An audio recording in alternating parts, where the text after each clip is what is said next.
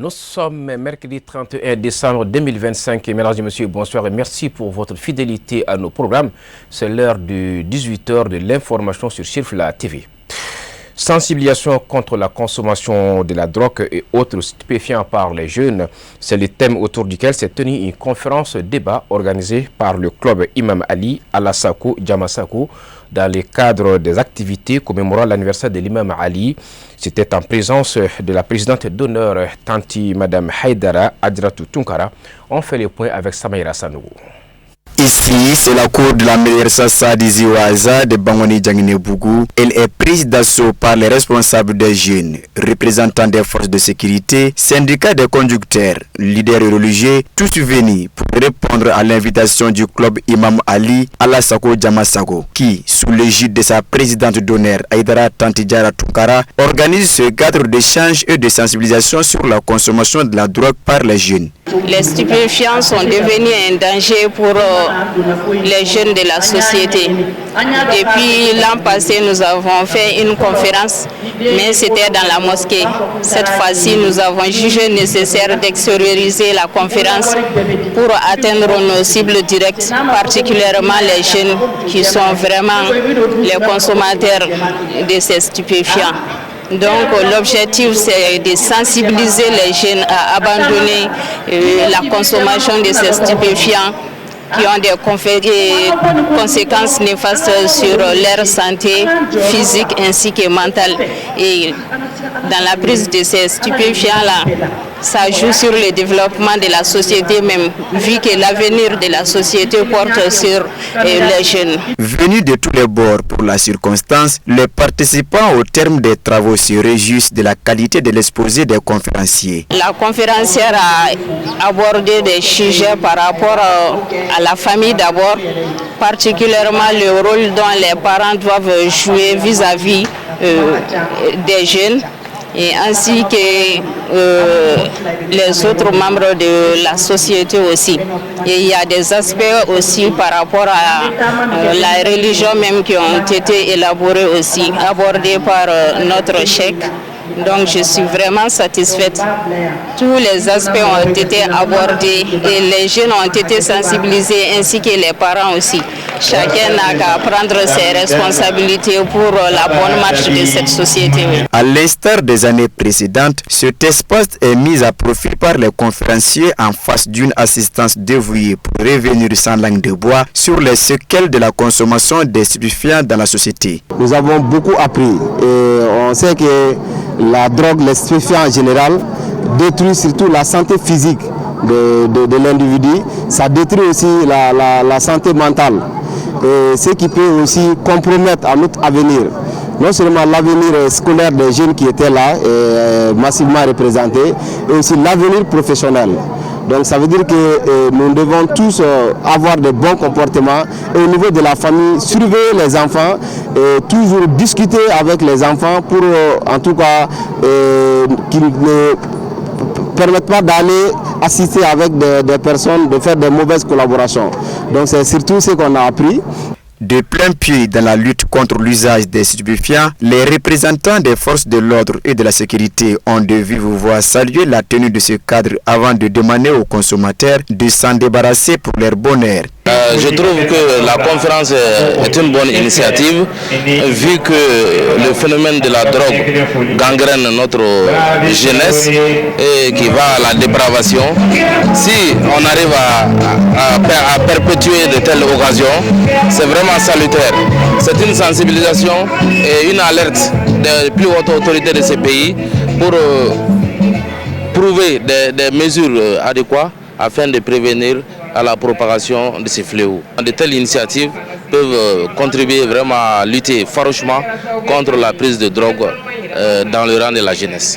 À tour de rôle, les intervenants se succédant au pupitre ont affiché leur satisfaction quant à la bonne tenue des travaux de cette conférence axée sur les dangers liés aux stupéfiants, initiée pour la deuxième année de suite par le club Imam Ali Alassako Djamasako. Au nom de la famille chérifienne, fortement représentée à cette cérémonie, Assed Chérif Iba Haïdara, à la suite des conférenciers, a survolé le fléau et ses séquelles avant de prodiguer des conseils précieux à la jeunesse. Une séance de bénédiction a mis fin aux travaux. Dans le cadre de la semaine de l'étudiant, le collectif des Ansar en milieu universitaire et scolaire a organisé une rencontre avec le parrain de la dite semaine, Sidi Badra Ali Ousmane Haidara, fils du guide spirituel des Ansar. La rencontre avait pour objectif de venir recueillir ses conseils pour la réussite des activités. Le compte rendu est signé par Mamadou Ben Chérif Soumanou. Cette rencontre, initiée par les responsables du collectif des Ansar en milieu universitaire et scolaire, visait essentiellement à bénéficier des conseils et des bénédictions du parrain, Sidi Badra Ali Haidara, en lien avec l'organisation de la semaine de l'étudiant et de l'élève Ansar. Les intervenants ont exprimé leur profonde gratitude au guide spirituel des Ansar, Seydi Cherif Ousmane Madani Haidara, pour les conseils prodigués et pour avoir montré le droit chemin à la jeunesse Ansar, notamment en milieu universitaire et scolaire. Donc nous sommes très contents, surtout avec ces conseils. Et Inch'Allah, on va continuer sur ces chemins aussi. Et remercie notre guide Seydi Cherif Ousmane Madani Haidara qui est à la base de tous ces événements-là. C'est grâce à nous que nous sommes réunis aujourd'hui venant de divers lieux. Voilà, on n'est pas de la même ethnie, on ne parle pas de la même langue, mais aujourd'hui nous sommes réunis ici à Bankoni Djangenibou qui favorise aussi la fraternité entre les élèves et les étudiants parce que dans les jours à venir, nous sommes appelés à travailler dans des bureaux, nous serons des collègues dans les jours à venir. Donc c'est aussi une base qui va nous permettre de bien surveiller ce pays-là parce que notre objectif c'est de sauver notre pays, non seulement l'islam mais sauver notre pays aussi. Aujourd'hui nous sommes très contents de choisir notre guide, le fils du guide Seydi Cherif Badra Ali Ousmane Haidara pour notre parrain de cette cérémonie car il est vraiment notre guide. Il est actuellement le parrain d'honneur, le président d'honneur de l'association Anga Ben Mayala car actuellement nous avons besoin de ça aussi. Et vu notre thème aussi, donc nous sommes très contents aujourd'hui d'avoir Badra Ali Ousmane Haidara comme notre parrain de cette cérémonie. Bon, on est contents, nous sommes très contents et on fait l'appel à nos frères, à nos sœurs d'adhérer à notre association qui est le Kamis Mali. L'association est ouverte pour tout le monde, pour tout étudiant qui veut adhérer dans l'association pour aider notre pays, pour contribuer au développement de notre pays et pour améliorer dans le plan religieux et pour nous améliorer dans le plan religieux.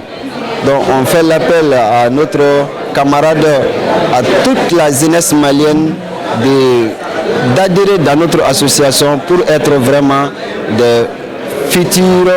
des meilleurs futurs apprenants.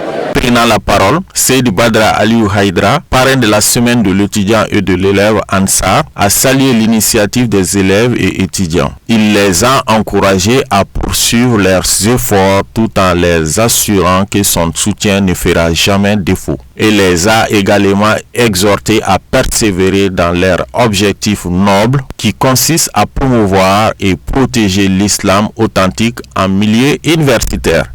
Je suis très content et très ravi d'être le parrain de cet événement organisé par la Kamis Mali. D'abord, je les remercie infiniment pour tout ce dont ils sont en train de cultiver au milieu scolaire, dans la compréhensivité de l'islam authentique qui est l'islam de notre prophète Mohammed alayhi salatu wa salam au milieu scolaire. Alors je les remercie infiniment pour ces événements et les activités qu'ils sont en train de mener au milieu scolaire. Je les remercie infiniment pour ça. Je ne saurais juste que de prier pour eux. Alors dans leur objectif, dans leur intention, tout ce qu'ils désirent. La cérémonie a pris fin par des prières et des bénédictions formulées par le parrain Seydi Badra Ali Haidara pour la réussite de la semaine de l'étudiant. L'actualité sur tout autre plan. Les responsables de la société Temira, en collaboration avec le groupe Sotam, ont organisé la remise des prix de leur tombola à Kolondieba le lundi 29 décembre. Le tirage déroulé en présence des autorités locales a désigné plusieurs heureux gagnants qui ont reçu des lots variés. On fait le point avec Khadija Traoré.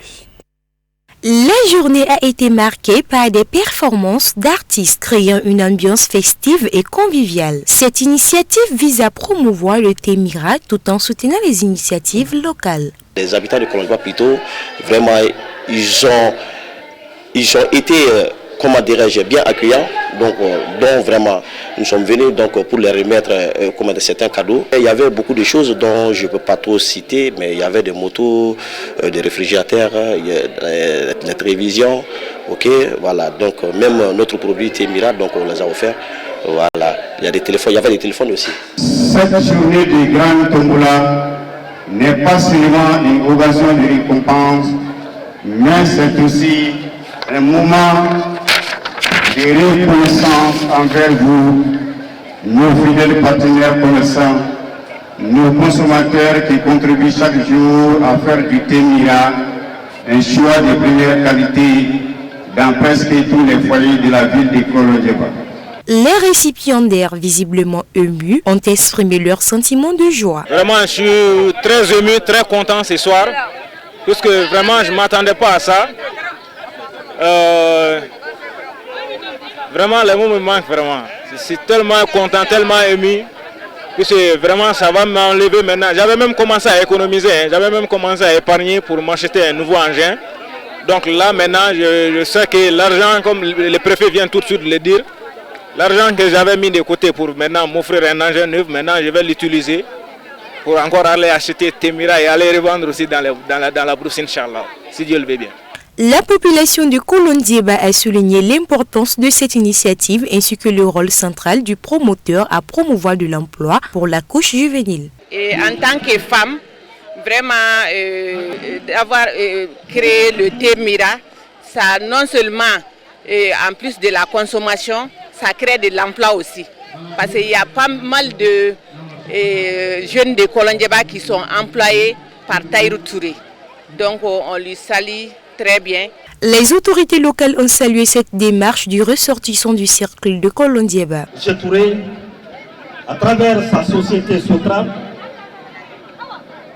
vient de nous gratifier d'un grand événement, un tirage au sort qui s'est déroulé dans la plus grande transparence. Rarement, je dis, on peut assister à des tirages au sort de cette nature.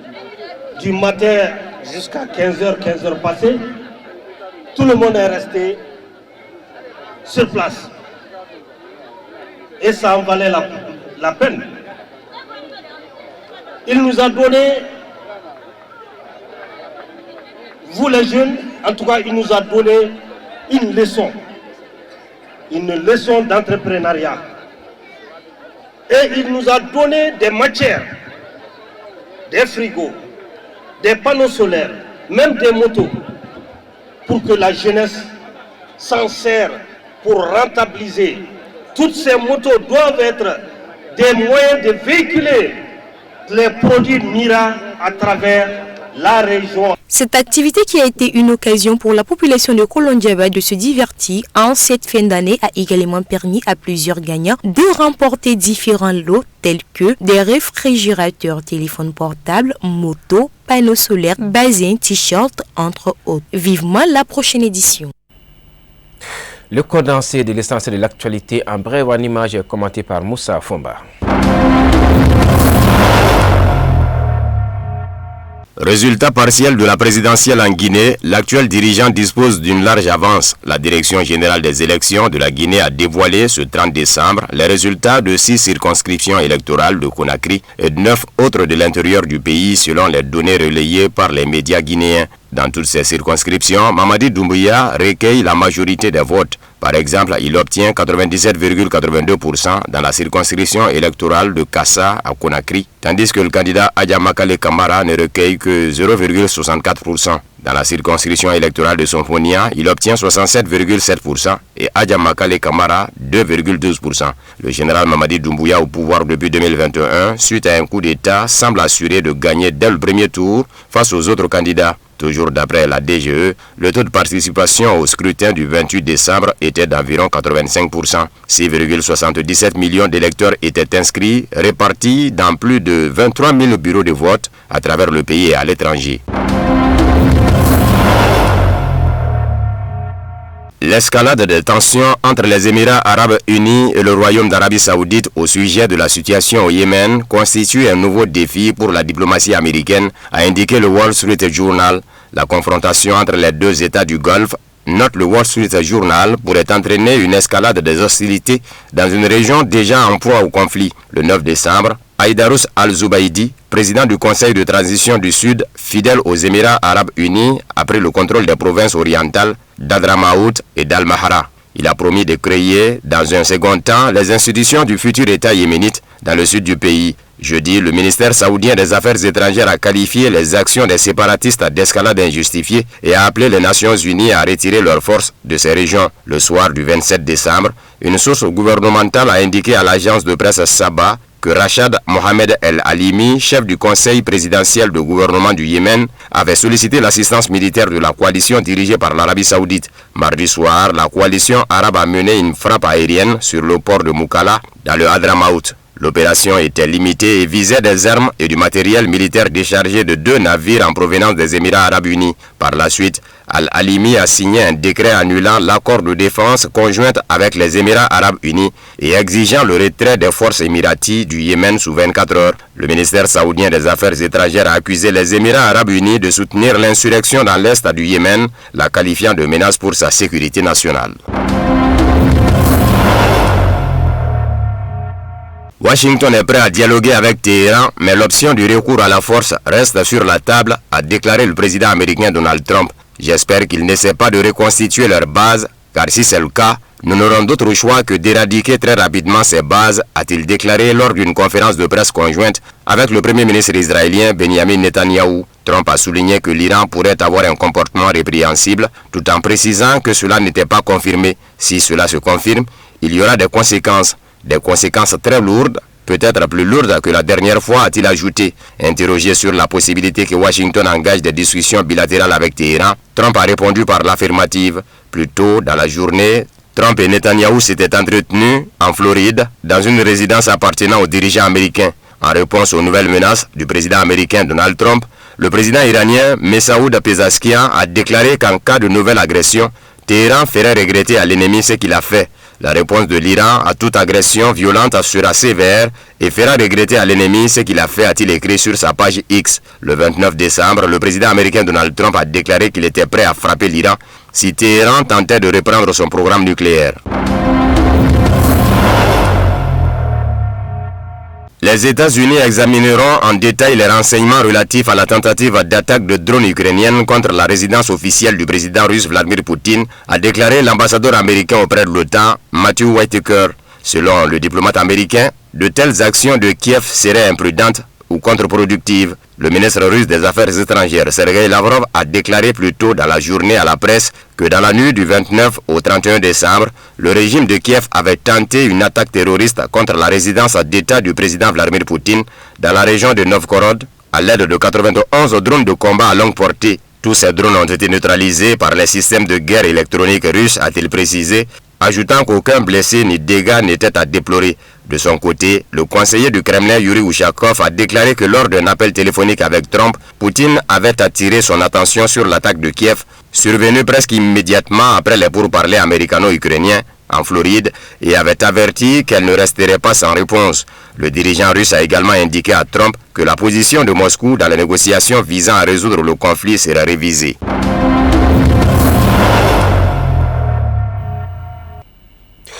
De l'actualité sportive, footballistique plus précisément, les Aigles du Mali sont qualifiés pour les 8e de finale.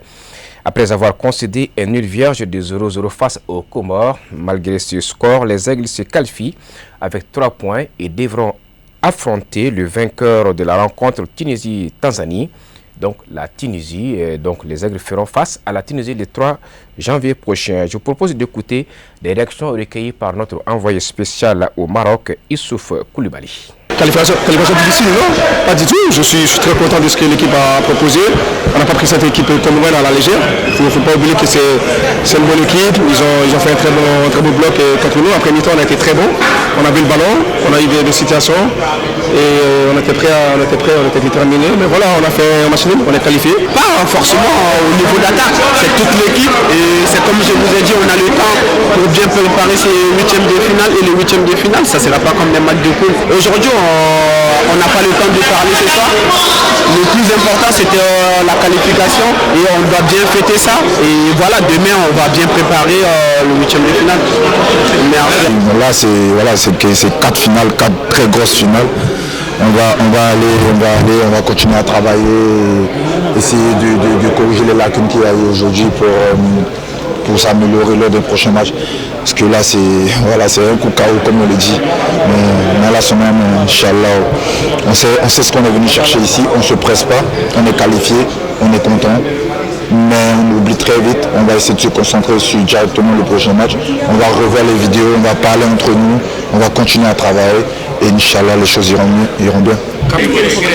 Moi, je suis pas content qu'on n'a pas gagné un match. Pour moi, le match qu'on doit gagner, c'est le match contre Zambie. On rate un penalty. On a créé beaucoup d'occasions au premier mi-temps là-bas. Pour moi, c'est le match qu'on vraiment doit gagner. Et après ça, ça va être plus facile. Maintenant, c'est peut-être un peu psychologique.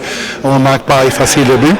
Aujourd'hui, premier mi-temps, on a bien joué, mais deuxième mi-temps, on laisse avec des petits faux la chance pour l'adversaire. Et on doit analyser maintenant et on va voir. Aujourd'hui, il y a aussi beaucoup de fatigue avec les joueurs, seulement les dernières 30 minutes. Et on a maintenant 5 jours. Mais on doit gagner au deuxième tour. Il n'y a pas une autre chose. Quand tu ne gagnes pas, c'est exit de barre au tournoi. On doit improuver de marquer des buts, c'est clair. Voilà, le prochain match des Aigles du Mali est programmé pour le samedi 3 janvier 2026.